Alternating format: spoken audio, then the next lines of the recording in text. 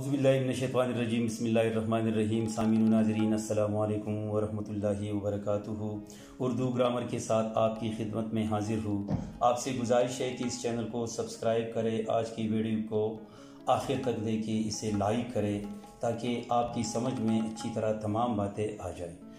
آج اردو گرامر میں ہم نے جس عنوان کا انتخاب کیا ہے وہ فعل کی اقسام کے حوالے سے ہے، اور یہ ہے کمی بیشی کی لحاظ سے فعل کی قسمیں۔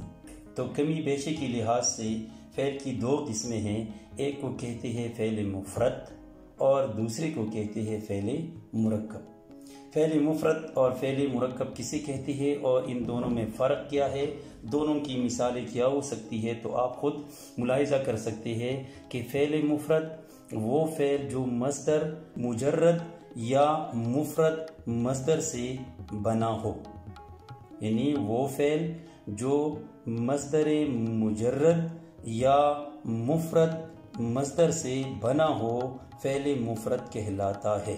یعنی جو مفرد مصدر سے بن جائے اسے کہتے ہیں فعل مفرد۔ مثال آپ ملاحظہ کر سکتے ہیں، آتا ہے، آئے گا، دیکھا، پڑھتی تھی وغیرہ۔ اب دیکھیں یہ ایک ہی مصدر سے بنی ہیں اور مفرد مصدر سے یہ تمام افعال بنے ہیں، لہٰذا ایسے فعل کو فعل مفرد کہتے ہیں۔ فعل مرکب سے مراد کیا ہے؟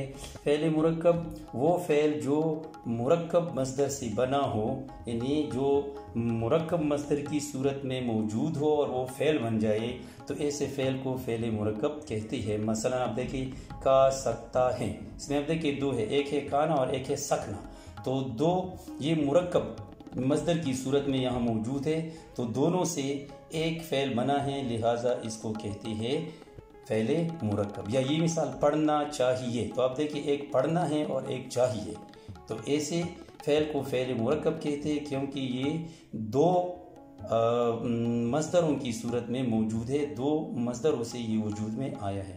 یا آیا ہی چاہتا ہے، یہاں پر آپ دیکھیں ایک ہے آنا اور ایک ہے چاہنا، تو یہ بھی دو مصدر ہے، لہٰذا ایسے فعل کو فعل مرکب کہتے ہیں جو مرکب مصدر کی صورت میں موجود ہو یا جو مرکب مصدر سے بنا ہو۔